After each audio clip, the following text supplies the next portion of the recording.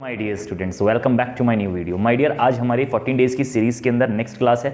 आज हम लोग डिसोल्यूशन को पूरी तरीके से खत्म करेंगे। क्लास ज़्यादा लंबी नहीं होगी और इसको हम आज केवल डिसोल्यूशन ही ओवर करने वाले हैं। तो डिसोल्यूशन हमारे पार्टनरशिप का सबसे लास्ट चैप्टर है और डिसोल्यूशन में अल्टीमेटली पढ़ना क्या है। सबसे पहली बार डिसोल्यूशन है क्या। डिसोल्यूशन का मतलब होता है जब आपकी पार्टनरशिप फर्म पूरी तरीके से बंद हो जाती है। When partnership firm completely dissolves, मतलब पार्टनर्स, मान लो 3 पार्टनर है, 3 में से 2 चले गए तो पार्टनरशिप ऑटोमेटिकली डिसॉल्व होगी, अपने आप खत्म हो गई। क्योंकि हमारी मिनिमम कंडीशन क्या है, मिनिमम 2 पार्टनर्स चाहिए। हमारी बेसिक कंडीशन है, ये फंडामेंटल में पढ़ाई थी। पार्टनरशिप को एग्जिस्ट कराने के लिए कम से कम 2 पार्टनर चाहिए। अब मान लो अगर 2 पार्टनर एग्जिस्ट ही नहीं करते तो पार्टनरशिप फर्म तो खत्म हो जाती है। हमने सबसे पहले पढ़ा फंडामेंटल, जिसमें बेसिक बातें थी। फिर गुडविल पढ़ा था, वो भी हमारा बेसिक ही था। तो जितनी भी हमने डेथ तक की जितनी भी गुडविल हमने पढ़ी थी, उन सभी चीजों में हमारी गुडविल की कैलकुलेशन जो थी, वैल्यूएशन जिसे हम बोलते थे, वो हमारा हर जगह सेम था, इसलिए उसको भी हमने अलग से काउंट कर लिया। चेंजिंग प्रॉफिट शेयरिंग रेशियो भी कुछ खासा था नहीं, तो उसको मैंने इग्नोर किया था, ये मानते हुए कि आप उसे अपने पार्ट पे कर लेंगे एडमिशन रिटायरमेंट करते हुए। वैसे भी 1 नंबर का क्वेश्चन आने वाला होता है और अगर आप एडमिशन रिटायरमेंट दोनों कर लो तो वो भी आपको आ जाता है। एडमिशन की बात करते थे कि एडमिशन में जब नया पार्टनर एडमिट होता था, रिटायरमेंट में जब पुराना एग्जिस्टिंग पार्टनर जब फर्म छोड़ के जाता था और डेथ में दुनिया ही छोड़ के जाता था। अब डिसोल्यूशन में क्या है, डिसोल्यूशन में फर्म ही बंद हो रही है। तो इस केस में क्या करना भाई, पार्टनरशिप तो ओवरऑल पढ़ना पड़ेगा। 1932 एक्ट के तहत इसके अंदर सारी बातें होती हैं, तो उसी के बारे में आप डिस्कशन करते हैं कि डिसोल्यूशन का मतलब होता है firm comes to an end, firm हमारी खत्म हो जाती है। ठीक है जी। तो अब इसे खाते कैसे बनते हैं, तो माय डियर इसके अंदर ना आपको मेनली 4 तरीके के अकाउंट बनाने पड़ते हैं। 4 या 3 ही होते हैं वैसे तो। रियलाइजेशन अकाउंट बनाना होता है, आपने पहले रिवैल्यूएशन अकाउंट पढ़ा होगा, यहां पर रियलाइजेशन अकाउंट बनता है। एक आपको रियलाइजेशन अकाउंट बनाना है, दूसरा पार्टनर्स कैपिटल अकाउंट बनाना है, तीसरा कैश या बैंक अकाउंट, दोनों में से कोई सा एक अकाउंट बनेगा। या तो कैश अकाउंट बनेगा या बैंक अकाउंट बनेगा, जैसा भी केस हो। आपकी बैलेंस शीट में अगर आपको कैश दे रखा है तो आप कैश अकाउंट बनाएंगे, बैंक बैलेंस दे रखा है तो बैंक अकाउंट बनाएंगे। मान लीजिए दोनों दे रखे हैं तो कैश को या तो बैंक में ट्रांसफर कर दो और फिर बैंक का अकाउंट बनाओ, या फिर बैंक के बैलेंस को कैश में ट्रांसफर कर दो और फिर कैश का टोटल करो। तो माय डियर मेरी रिकमेंडेशन यही है आपसे कि आप बैंक अकाउंट ही बनाना, क्योंकि आपका नॉन कैश ट्रांजैक्शंस का पॉइंट है कि आज की डेट में हम जो ट्रांजैक्शंस करते हैं वो आपके कैश में तो होती नहीं है, सारी ऑनलाइन पेमेंट होती है। तो बैंक का बहुत तगड़ा रोल है आज की डेट में, तो आप थोड़ा बैंक पे सफर कीजिए, मतलब बैंक को कवर कीजिएगा। ठीक है जी। अगर आप थोड़ा सा भी कैश की तरफ मूव होते हैं, ट्रांजेक्शन्स अगर आपके एक्सीड करती हैं तो थोड़ा सा यहाँ पर लॉजिकली ठीक नहीं होता है। लेकिन अगर मान लीजिए बैलेंस शीट में आपको केवल कैश अकाउंट ही दे रखा है तो आपकी मजबूरी है, आपको कैश अकाउंट बनाना पड़ेगा। तो आपको 3 अकाउंट बनाने हैं, partners capital account, realisation account और कैश या बैंक अकाउंट। कभी कभी क्या होता है, एक चौथा अकाउंट और बनाना पड़ता है। कई बार क्या होता है, पार्टनर्स फर्म को लोन दे देते हैं तो आपको पार्टनर्स का लोन अकाउंट भी बनाना पड़ता है। ठीक है जी। तो आपके मेनली मैंने आपको लिख भी रखा है, 4 अकाउंट आपको बनाने हैं, realisation account, partners capital account, cash या बैंक अकाउंट, या फिर पार्टनर्स का लोन अकाउंट। समझ में आती है। एज द केस में भी आपके 4 अकाउंट होते हैं और मैं आपको 4 स्टेप सिखाऊंगा, 4 स्टेप बताऊंगा। उन 4 स्टेप्स की मदद से आप लोग जितने भी बड़े क्वेश्चन हो डिसोल्यूशन सारे के सारे खत्म कर दोगे।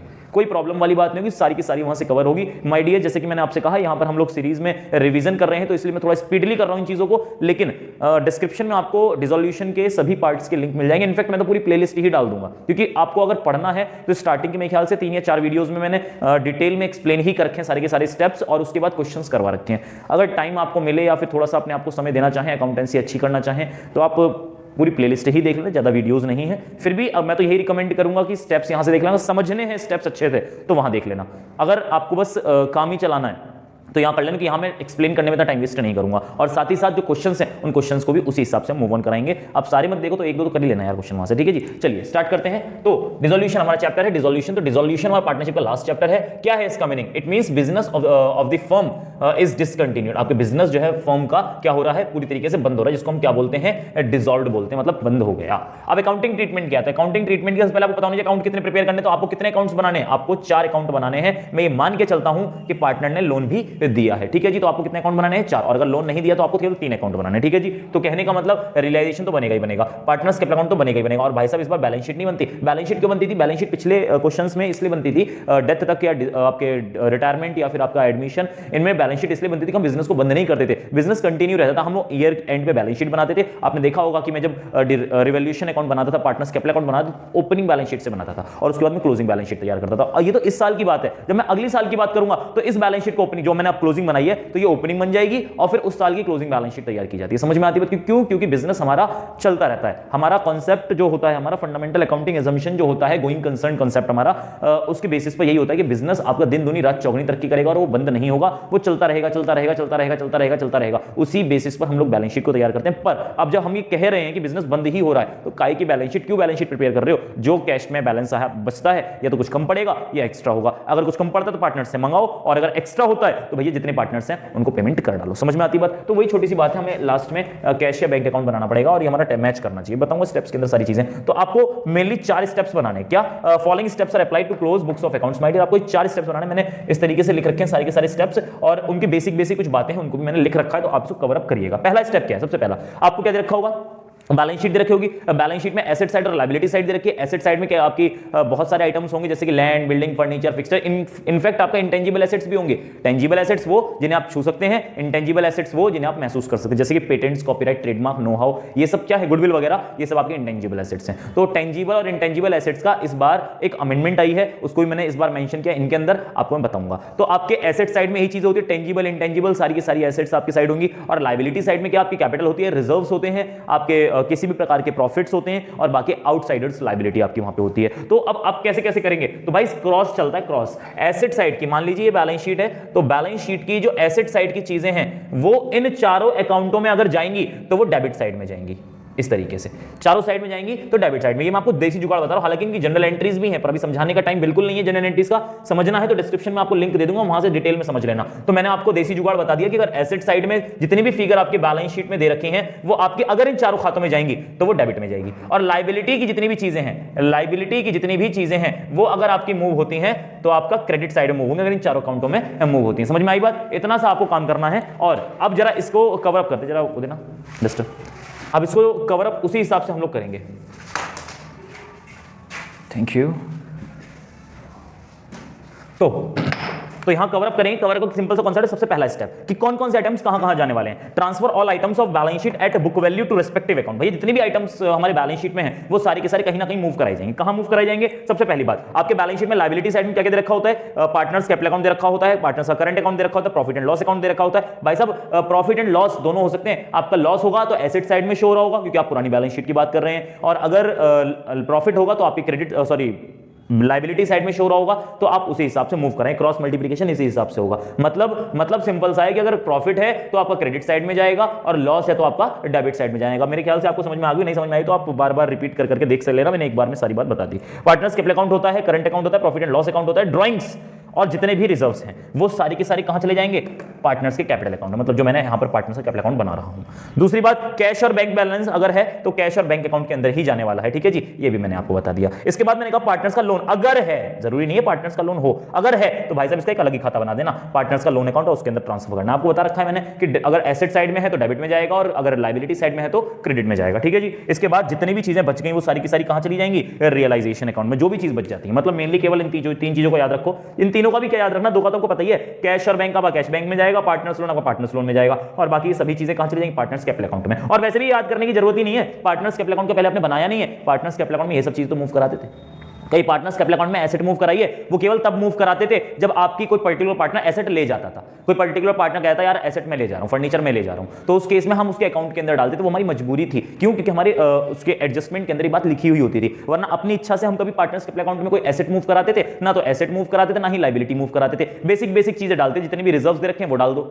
गुडविल वगैरह डाल दिया करते थे, इस बार गुडविल नहीं डालनी, ध्यान रखिए। गुडविल अगर आपको बैलेंस शीट में दे रखी है तो वो रियलाइजेशन अकाउंट में ही जाएगी। समझ में आती बात? उसकी गलती मत करना। इसके लिए मैंने लास्ट में नोट भी डाल रखे हैं कि गुडविल में गलती मत कर देना। गलती आप गुडविल में कर सकते हो क्योंकि अब तक आपने गुडविल का ट्रीटमेंट अलग तरीके से किया है। ठीक है जी। तो देखें तो क्या कहा गया, सभी आइटम इस तरीके से कर लो। इसका याद रखो, partners capital account, current account, profit and loss account, drawings और जितने भी रिजर्व्स अगर हैं तो पार्टनर्स कैपिटल अकाउंट में डालो। भाई कैश बैंक में डालो, पार्टनर्स लोन में डालो, और बाकी जितना आइटम बच गया वो रियलाइजेशन में। हमारा स्टेप 1, जैसे आपने स्टेप 1 किया, लाइन से चलते चलना, जैसे आपने स्टेप 1 किया उस तुरंत आपके सारे खाते खुल चुके हैं, सभी खातों के बैलेंस शीट की जितने भी आइटम्स हैं सारे मूव हो गए। अब आपको क्या करना है? अब आपको एडजस्टमेंट पढ़नी है, नीचे जो एडजस्टमेंट दे रखी है। अब देखिए स्टेप 2 क्या कहता है, रियलाइज एसेट एंड पे लायबिलिटी। जब आप एसेट्स को बेचोगे और लायबिलिटीज का पेमेंट करोगे तो कैसे कैसे करनी है? तो भाई साहब अगर आप रियलाइजेशन ऑफ एसेट कर रहे हो इन कैश, अगर भाई आप जितनी भी एसेट है, भाई रिजोल्यूशन का मतलब क्या है? फर्म बंद होना। मतलब आप क्या कर रहे हो? जितनी भी आपका एसेट है उन्हें बेच रहे हो और लायबिलिटी वालों का भुगतान कर रहे हो। मतलब मेरे पास कर्जे वाले भी खड़े हैं सामने और मेरी संपत्तियां भी सामने रखी हैं, तो हाथ के हाथ में संपत्तियां बेच रहा हूं और जो कैश आ रहा है वो जिनको पैसे देने उनको पैसे में देता जा रहा हूं। समझ में आई बात? वो लायबिलिटीज हैं। तो उसके हमारे पास कुछ कॉन्सेप्ट्स हैं कि अगर मान लीजिए आप कोई एसेट बेचते हो, पैसा आ रहा है, जी बिल्कुल आ रहा है, बाकी रियलाइजेशन आपका क्रेडिट हो जाता है। क्यों होता है? मैंने आपको डिस्क्रिप्शन में डाल दूंगा लिंक, आप वहां से देख लेना। मैंने वहां पूरा डिटेल में एक्सप्लेन किया कि रियलाइजेशन ही हम क्रेडिट क्यों करते हैं, क्योंकि आपने अभी तक यही पढ़ा था कि अगर debit what comes in credit what goes out, जो आ रहा है उसको डेबिट करो, जा रहा है क्रेडिट करो। आपके पास कैश आ रहा है और एसेट जा रही है, तो एसेट क्रेडिट होनी चाहिए थी ना, लेकिन आप रियलाइजेशन क्रेडिट कर रहे हो, क्यों कर रहे हो? तो ये चीज मैंने वहां बताई है, ठीक है जी। तो cash account debit to realisation, asset sold, और कभी-कभी पार्टनर ले लेते हैं, तो वैसा पैसा तो आता नहीं लेकिन एसेट जाती है। मान लीजिएगा इस बार हमारी रियलाइजेशन ही एसेट है, तो क्या पार्टनर्स कैपिटल अकाउंट कहां जाएगा? कैश अकाउंट की पार्टनर्स कैपिटल अकाउंट आ जाएगा, और रियलाइजेशन कहां चला जाएगा? क्रेडिट में आपका रियलाइजेशन हो जाएगा। पोस्टिंग वही 11th वाली है कि नाम अपोजिट वाले का, अमाउंट उसकी खुद की, सेम उसी तरीके से आप पोस्टिंग करेंगे। इन्हीं चारों खातों के अंदर पोस्टिंग होने वाली है। रियलाइजेशन की बात करें तो रियलाइजेशन में जाएगा, कैश अकाउंट की बात करें डबल पोस्टिंग होने वाली है, ये कैश अकाउंट के डेबिट में चला जाएगा और ये रियलाइजेशन के क्रेडिट में आ जाएगा। ये पार्टनर्स कैपिटल अकाउंट के डेबिट में चला जाएगा। पर्टिकुलर पार्टनर जिसने भी लिया है, मान लीजिए एसेट सोल्ड की किसी पार्टनर को, मान लीजिए ए बी और सी है, तो ए ने अगर ली है एसेट को ए को कर दी, तो A account debit to realisation, तो ए के डेबिट में चला जाएगा और रियलाइजेशन के क्रेडिट में चला जाएगा। वही सिंपल सी पोस्टिंग है, कुछ ज्यादा बड़ी बातें नहीं है। नाम अपोजिट वाले का, अमाउंट उसी खुद के, आपको पता ही है।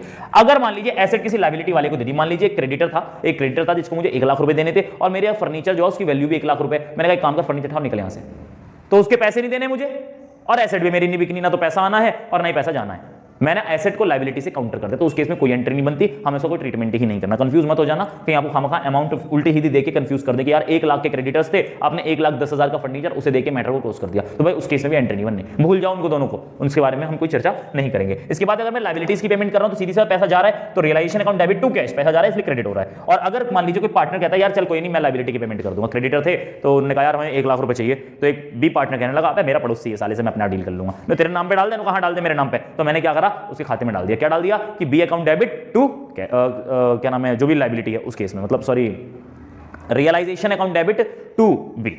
समझ में आई बात? पेमेंट तो जानी नहीं है तो उस पर्टिकुलर पार्टनर का नाम डाल दिया, तो realisation account debit to B. समझ में आती बात? इतना हमें काम करना है, ये हमारा क्या था स्टेप 2। लेकिन स्टेप 2 में बहुत सारी बातें ध्यान में रखनी है। कई बार क्या होता है कि मान लीजिए आपके पास 5 एसेट्स हैं और पांचों के बारे में सब जानकारी नहीं दे रखी, कह दिया 3 एसेट बिक गई, बाकी 2 एसेट्स के बारे में कोई जानकारी नहीं थी। लायबिलिटीज के बारे में क्या रखा, लायबिलिटी मान लो 8 लायबिलिटीज हैं, उसमें 6 लायबिलिटीज के बारे में बता दी भाई इसको पेमेंट होना है, उसको पेमेंट होना, उसको पेमेंट होना, उसको पेमेंट होना, 2 लायबिलिटीज के बारे में बताया ही नहीं, तब क्या करोगे? When nothing was specified in the question related to the assets and liabilities, then what we require to do? हमें क्या करना है उस टाइम पर? तो हमें उस टाइम पर कुछ नोट मैंने यहां बनाए हैं, उनके बेसिस पर आपको इन चीजों को कवर अप करना है। क्या नोट है हमारा? पहला नोट कहते हैं question is silent then assume tangible asset will be realised at book value. Tangible वो एसेट जो आपको छू सकते हैं, जैसे आपके लैंड होगी, बिल्डिंग होगी, फर्नीचर हो गया, फिक्सचर हो गया। अमेंडमेंट है, ध्यान रखिएगा, गलती मत करना। जो पुरानी बुक से तैयारी कर रहे हैं, पुरानी बुक में क्वेश्चंस करने का तरीका चेंज है कि पुरानी बुक में एसेट की वैल्यू 0 मानी गई थी, टेंजिबल वालों की, चाहे इंटेंजिबल हो चाहे टेंजिबल हो, जिसके बारे में कुछ नहीं कह रखा, एसेट को 0 मानते थे और लायबिलिटीज की जो भी बुक वैल्यू होती थी उतने से हम पेमेंट कर देते थे। पर इस बार चेंजेस हैं, अमेंडमेंट है, गलती मत कर देना। फिर बता रहा हूं, कहीं आप पास्ट ईयर्स ले और पास्ट ईयर्स में पुराने सॉल्यूशंस हो, या फिर आप पुरानी बुक ले लो और पुरानी बुक में इस तरीके से हो, तो भैया गलती मत कर लेना, नंबर कट जाएंगे। ध्यान रखिएगा इस बात का। टेंजिबल जिन्हें आप छू सकते हैं उनकी वैल्यू बुक वैल्यू के बराबर मानी गई है और आप उसे बुक वैल्यू के हिसाब से बिका हुआ मान लेंगे। जो ट्रीटमेंट सेल का होता है, ये वाला ट्रीटमेंट जो सेल का होता है, सेम वही ट्रीटमेंट आप करने वाले हैं कि अगर टेंजिबल है it will realise at book value, intangible है उसकी वैल्यू 0 मान लो। पहले हम दोनों का मान लेते थे, टेंजिबल इंटेंजिबल दोनों का, लेकिन इस बार कहा गया है कि जो इंटेंजिबल है उसको तो 0 मान लो और जो आपकी टेंजिबल है उसकी पूरी वैल्यू आंकना, उसकी पूरी वैल्यू आपको डालनी है। अब इंटेंजिबल क्या होती है? वही गुडविल, पेटेंट्स, कॉपीराइट, ट्रेडमार्क वगैरह, ये सब चीजें क्या है आपकी इंटेंजिबल है। अगर इनके बारे में कुछ बोल रखा तो ठीक है, नहीं बोल रखा तो 0 मान लो, बात खत्म। मतलब इनका कोई ट्रीटमेंट ही नहीं करना। पर टेंजिबल के बारे में ध्यान रखना, जब आप सेकंड स्टेप पूरा करोगे तो थर्ड स्टेप की स्टार्टिंग करने से पहले इतना दिमाग में रखें, क्या कोई ऐसी एसेट तो नहीं रह गई जिसके बारे में एडजस्टमेंट नहीं दे रखी? अगर ऐसी कोई एसेट रह रही है तो भैया उसका ट्रीटमेंट करना है कि वो टेंजिबल है या इंटेंजिबल। अगर वो टेंजिबल है तो टेंजिबल का ट्रीटमेंट आपको बताया, जो बैलेंस शीट में, पुरानी बैलेंस शीट में जो वैल्यू है वही बुक वैल्यू है, तो उस बुक वैल्यू पर ही उसको सेल कर दो। और अगर इंटेंजिबल है तो उसे 0 मान लो, कुछ करना ही नहीं, मतलब भूल जाओ उसे। और लायबिलिटीज का पेमेंट पूरा करना है। मतलब ये कहा गया है and liabilities are to be paid equal to book value. Liabilities का वही पुराना कॉन्सेप्ट है, उसमें कोई चेंज नहीं है। लायबिलिटी अगर बता रखी है तो आप उसका वो प्री ट्रीटमेंट करें। मान लीजिए किसी क्रेडिटर को 1 लाख रुपए देने थे, लेकिन हमें एडजस्टमेंट बोला था क्रेडिटर 90,000 मान गए, तो हम 90,000 की पेमेंट करने वाले। लेकिन अगर कुछ कहीं नहीं रखा तो हम क्रेडिटर की 1 लाख की बिना कहे पेमेंट करेंगे। समझ में आई बात? Liabilities are to be paid in full amount. अगर कुछ नहीं कह रखा, व्हेन नथिंग वाज स्पेसिफाइड, साफ बोल रखा है when nothing was specified, question silent है, तो उस केस में क्या करना है? ठीक है जी। अब पार्टनर्स स्पाउस हो जाए, मतलब जीवन साथी। अब जीवन साथी अगर मान लीजिए पार्टनर लेडी है तो उसका जीवन साथी उसका हस्बैंड हो गया, और अगर मान लीजिए पार्टनर हस्बैंड है तो उसकी जीवन साथी उसकी वाइफ हो गई। तो उसी हिसाब से ट्रीटमेंट है कि स्पाउस अगर पार्टनर है, पार्टनर्स स्पाउस और relative loan is outsiders liability, उसमें बाहर की लायबिलिटी मानेंगे। ये नहीं क्या चल तेरी बीवी तो है, घर का ही तो पैसा है, कोई दिक्कत नहीं, बाद में सेटल कर देंगे, ऐसा कुछ नहीं है। जैसा ट्रीटमेंट आप बाहर वालों के साथ कर रहे हो सेम वही ट्रीटमेंट स्पाउस के साथ भी करेंगे और रिलेटिव्स के साथ भी करेंगे। वो क्यों सफर करें? जब आप बाकी सबकी पेमेंट कर रहे हो तो उनकी पेमेंट भी करो, और नहीं कर रहे हो तो भाई साहब उनके पास कुछ अपने प्रोविजंस होते हैं, कुछ मतलब गवर्नमेंट ने उन्हें कुछ राइट्स दे रखे हैं, वो हड़ताल कर देते हैं, कोर्ट में केस कर देते हैं, बहुत सारे ऐसे प्रोविजंस होते हैं जिनको फॉलो करके वो लोग आपकी नैया डुबा सकते हैं। तो क्या कहा गया, अगर पार्टनर का कोई स्पाउस है, रिलेटिव है, तो उनका लोन भी आप आउटसाइडर लायबिलिटी मानेंगे and is paid through realisation account, उसे भी आप रियलाइजेशन अकाउंट से ही डालेंगे। ये नहीं कि आप पार्टनर्स के अकाउंट में डाल दें कि चल यार एक ही वाइफ ही तो है, एक एक खाते में डाल दो, अपने आप निपटता रहेगा, ऐसा कुछ नहीं है। वो निपटाई घर में होती है, बाहर ऐसा कुछ नहीं। अगर उसकी वाइफ ने पैसे दिए हैं तो भाई साहब रियलाइजेशन से जैसा बाकी लायबिलिटीज को खत्म कर रहे हैं वैसे उसकी वाइफ को भी वहीं से ही निपटाना है, खत्म नहीं करना, निपटाना है, वरना खत्म करने की बात करोगे तो मिस्टर ए आपको खत्म कर देगा। प्रोविजन फॉर डाउटफुल डेट्स, भाई साहब प्रोविजन क्या होता है? प्रोविजंस आपकी लायबिलिटीज नहीं होते, मैंने आपको पहले बताया। आपको टेंशन है कि यार मेरा पैसा डूब सकता है, तो आपने उसके लिए पहले से ही पैसे जोड़ लिए। बात समझ में आती है? क्या कंफर्मिटी होगी पैसा डूब गया? भाई साहब वो लायबिलिटी कभी नहीं होती, वो लायबिलिटी नहीं होती, इसलिए कभी भी उनका पेमेंट नहीं होता। इसका एक बात ध्यान रखिएगा, जब बैलेंस शीट में, पुरानी बैलेंस शीट में आपको कई बार क्या होता है, debtors minus provision for doubtful debts. तो जब ट्रांसफर करते हैं तो डेटर्स की जो ग्रॉस वैल्यू है, मतलब माइनस करने से पहले वाली वैल्यू, आप उसे डेबिट साइड में मूव कराएंगे, और प्रोविजंस फॉर डाउटफुल डेट्स जो आपका उसे लायबिलिटी मानते हुए आप उसे क्रेडिट साइड मूव करेंगे। ये फर्स्ट स्टेप की बात कर रहा हूं मैं, समझ में आती बात? इतनी थोड़ी सी एक बात दिमाग में रखिएगा। इसके साथ साथ जब पेमेंट करने की बारी आ रही है तो भाई सबके बारे में कुछ ना कुछ लिखा होगा, डेटर्स का पेमेंट इतने से हुआ है, या डेटर से इतना पेमेंट रिसीव हुआ, क्रेडिटर्स का इतना पेमेंट हुआ है, तो डेटर्स से जितना पेमेंट रिसीव हुआ है आप उतना एंट्री के हिसाब से पोस्टिंग कर दीजिए। लेकिन प्रोविजन तो आपने लायबिलिटी मानी है, लेकिन वो आपने मानी है, वो लायबिलिटी है नहीं। तो भैया अगर मान लीजिए प्रोविजन के बारे में कुछ कह नहीं रखा, जो कि कहते भी नहीं है, अगर प्रोविजन के बारे में कुछ नहीं कह रखा तो आपको, तो मैंने 2 मिनट पहले क्या बताया कि liabilities are to be paid in full, liabilities का पूरा पेमेंट करो, तो आप कहीं प्रोविजन का पेमेंट मत कर डालना, उसको बिल्कुल छोड़ देना है, उसके बारे में भूल जाना है। क्यों? क्योंकि माय डियर वो लायबिलिटीज एक्चुअल में नहीं होते। तो क्या कहा गया, provisions for doubtful debt is not paid since it is not liability. हाँ, अगर कुछ कह रखा है तो उसके हिसाब से ट्रीटमेंट करेंगे, लेकिन ये हमारे सारे पॉइंट्स जो है ना, फर्स्ट, सेकंड और थर्ड, ये क्वेश्चन साइलेंट हो तभी हम इसके बारे में बातचीत करते हैं। समझ में आती बात? अब ये हमारा आता है थर्ड स्टेप में कुछ नहीं करना, रियलाइजेशन एक्सपेंसेस का पेमेंट करना है। भाई ये सारा कारनामा एक बंदा तो करेगा नहीं, इसके लिए पूरी टीम लगेगी। हो सकता है बाहर से टीम आए, क्योंकि एसेट्स की वैल्यू करनी पड़ती है, एसेट कितने की फ्रंट लाइन से बेचना पड़ता है, खरीदार आते हैं, उन्हें चाय नाश्ता दुनिया भरे खर्चे होते हैं, इसको बोलते हैं रियलाइजेशन एक्सपेंसिव। तो जब रियलाइजेशन एक्सपेंसेस का आप जब पेमेंट करते हैं तो उस टाइम पर कैसे करेंगे? रियलाइजेशन एक्सपेंसेस या कोई पर्टिकुलर पार्टनर पे कर सकता है, और या फिर आप फर्म से ही पे करवाएंगे। अगर फर्म से पे करवाए तो उसकी एंट्री भी आपको करनी है कैश में, और अगर पार्टनर पेमेंट कर रहा है तो भाई पार्टनर खाते में डाल देना आपने। क्या बोला? इफ कैश में पे किया तो realisation account debit to cash. समझ में आती बात? और अगर कोई पार्टनर कर रहा है तो realisation account debit to particular partner का नाम डाल दें जिसने भी उसका पेमेंट करने की जिम्मेदारी ली है, दे दिया है, उसने अपनी जेब से दिया है ना, हम उस पर्टिकुलर पार्टनर के खाते में डालें। उसकी क्या गलती? देना सबको है ना, तो इसलिए उसके अकाउंट में हम थोड़ी बढ़ोतरी कर देते हैं, बढ़ा देते हैं इसको। ठीक है जी, इतना हमारा स्टेप 3 था। स्टेप 4 लास्ट स्टेप, इस स्टेप के बाद मामला खत्म, डिसोल्यूशन ओवर। ध्यान रखिएगा, तो पैकअप मतलब खाते बंद करने, सबसे पहले खत्म बंद करते हैं रियलाइजेशन का, सबसे पहले अकाउंट क्लोज होता है रियलाइजेशन का। रियलाइजेशन अकाउंट का बैलेंस जो है या तो प्रॉफिट आएगा या लॉस आएगा, अगर आपका प्रॉफिट या लॉस जो भी आता है वो आपको पार्टनर से कैपिटल अकाउंट में मूव कराना है। इसके बाद आप बंद करना पार्टनर्स का लोन अकाउंट, जो पार्टनर्स का लोन अकाउंट है उसका बैलेंस जब मूव कराएंगे, बैलेंस या तो कैरिड डाउन बैलेंस जो भी आपका निकलेगा, कैरिड डाउन नहीं निकलता इस बार, ध्यान रखिएगा। इस बार आप कैश या बैंक से पेमेंट करते हैं, मतलब इसका बैलेंस सीधा कहां ट्रांसफर होता है? इसका बैलेंस कैश या बैंक जो भी आपने खाता बनाया हो, मैं बैंक अकाउंट बोल देता हूं, बार बार कैश बैंक बोलना ठीक नहीं है, तो मैंने कहा कि अगर पार्टनर्स का लोन है तो कहां मूव कराएंगे? बैंक अकाउंट में मूव कराएंगे। और जो लास्ट तीसरा स्टेप, मतलब फोर्थ स्टेप में तीसरा पॉइंट ये है कि जो पार्टनर्स का कैपिटल अकाउंट है उसका बैलेंस भी कैरिड डाउन बैलेंस नहीं निकलता, उसमें भी कैश या बैंक अकाउंट से ही पेमेंट हो जाती है, मतलब जो बैलेंस निकल के आएगा वो बैंक अकाउंट में मूव करेगा, और बैंक अकाउंट अपने आप मैच कर जाए जैसे बैलेंस शीट मैच करती थी। जैसे आपके पहले क्वेश्चन से बैलेंस शीट मैच करती थी, लायबिलिटी और एसेट दोनों मैच करते हैं, इस तरीके से यहां पर डेबिट और क्रेडिट आपस में मैच करेंगे। मैच किया सब कुछ सही है, नहीं किया तो आपने कहीं ना कहीं गलती करी है। तो देखें क्या लिखा है, close realisation account and transfer balance to partners capital account. Realisation account का बैलेंस आप कहां ट्रांसफर कर देंगे? पार्टनर्स कैपिटल अकाउंट, हो सकता है वो प्रॉफिट हो सकता है वो लॉस हो, जैसा भी केस हो आप उस हिसाब से मूव करेंगे। Transfer partners loan to cash account, आप पार्टनर्स का लोन कहां मूव करेंगे? कैश या बैंक, जैसा भी केस हो आप उसे मूव करेंगे। थर्ड स्टेप कहता है transfer partners capital account balance to cash and bank account, cash और बैंक अकाउंट जो भी केस हो आपका वो आपको ऑटोमेटिकली टैली करेगा, अपने आपस में मैच करेगा। समझ में आती बात? इन चारों स्टेप्स को फॉलो करो लाइन टू लाइन, एक भी क्वेश्चन आपका फंसेगा नहीं, सारे क्वेश्चन आप कर पाएंगे। और लास्ट में आपका नोट है, आपके 3 नोट है पूरे एडजस्टमेंट को लेकर। गुडविल में थोड़ी ज्यादा कंफ्यूजन है इसलिए गुडविल के लिए अलग से डाल दिया गया। ये goodwill transfer to realisation account if given in balance sheet, अगर आपके बैलेंस शीट में गुडविल दे रखी है तो आप कहां डालेंगे? आप रियलाइजेशन अकाउंट में डालेंगे। मैंने बताया भी आपको कि अगर गुडविल आपको दे रखी है तो पहले की तरह ट्रीटमेंट मत कर डालना कि पार्टनर्स कैपिटल अकाउंट में डाल दो ना भैया ना, वो आपकी कहां मूव होगी? वो आपकी मूव होगी रियलाइजेशन अकाउंट में। समझ में आती बात? And goodwill in information always specify realisable value. पहले क्या होता था? इन्फॉर्मेशन मतलब एडजस्टमेंट की बात कर रहे हैं, एडजस्टमेंट में पहले अगर गुडविल देते थे तो हम उसको क्या करते थे? हम मानते थे गुडविल कैश में लेकर आया या नहीं लेकर आया, तो उस हिसाब से जनरल एंट्री पास करके पार्टनर्स कैपिटल अकाउंट में ट्रीटमेंट कर देते थे। और पुरानी बैलेंस शीट में अगर हमें गुडविल मिलती थी वो भी हम पार्टनर्स कैपिटल अकाउंट में ओल्ड पार्टनर्स के ओल्ड रेशियो में बांटते हैं, पर इस बार ऐसा ट्रीटमेंट नहीं करना, इसलिए स्पेशली दोनों पॉइंट लिखें कि भैया गलती मत करना। अगर एसेट साइड में, पुरानी बैलेंस शीट में एसेट साइड में अगर आपको गुडविल दे रखी है तो आप उसको कहां मूव कराएंगे, आप उसे उसी हिसाब से मूव कराने वाले किस साइड मूव कराएंगे, रियलाइजेशन के डेबिट साइड में। समझ में आती है बात। उसके बाद जो आपकी इंफॉर्मेशन के अंदर मतलब एडजस्टमेंट में जो गुडविल दे रखी है, मान लीजिए गुडविल इतने की बिकी है और बिकी है तो भी सीधी सी बात है एसेट है तो सेल की एंट्री आप पास करने वाले। समझ में आई बात। रियलाइजेबल वैल्यू नहीं बता रखी, मतलब एडजस्टमेंट के बारे एडजस्टमेंट में गुडविल के बारे में कोई बात नहीं कह रखी, तो उसे आप जीरो मानेंगे। मैंने इस वाले पॉइंट में ये बात क्लियर कर दी। ये देखिए इंटेंजिबल एसेट की वैल्यू क्या है, जीरो। ये बात यहां पे भी क्लियर हो जाती है। और उसके बाद ये लास्ट पॉइंट ये कहता है कि each and every item of balance sheet shall be transferred to their respective account. ये आपको स्टार्टिंग में ही बताया मैंने कि पूरी बैलेंस शीट खाली कर देनी है। बैलेंस शीट के अंदर जितनी भी चीजें एसेट और लायबिलिटीज के अंदर कहीं ना कहीं जाएंगी जरूर। ये गलती मत कर देना कि उसमें एक आधी चीज छोड़ दो, सब कुछ कहीं ना कहीं मूव कराएगा, चारों अकाउंट में कहीं ना कहीं जाएगा। पहले क्लियर किया आपसे मैंने कि पार्टनर्स का ओपनिंग बैलेंस हो, मतलब कैपिटल अकाउंट हो, चाहे करंट अकाउंट हो, चाहे रिजर्व्स हो, चाहे प्रॉफिट हो, चाहे लॉस हो, चाहे कुछ भी हो, मतलब ये सब चीजें कहां चली जाएंगी, पार्टनर से कैपिटल अकाउंट के अंदर। डेबिट और क्रेडिट कैसा भी, हाँ ड्राइंग्स भी, डेबिट या क्रेडिट कैसा भी केस हो। कैश या बैंक है तो कैश या बैंक का ओपनिंग बैलेंस के तौर पे वहां शो हो जाएंगे। इसके बाद पार्टनर्स का लोन अगर है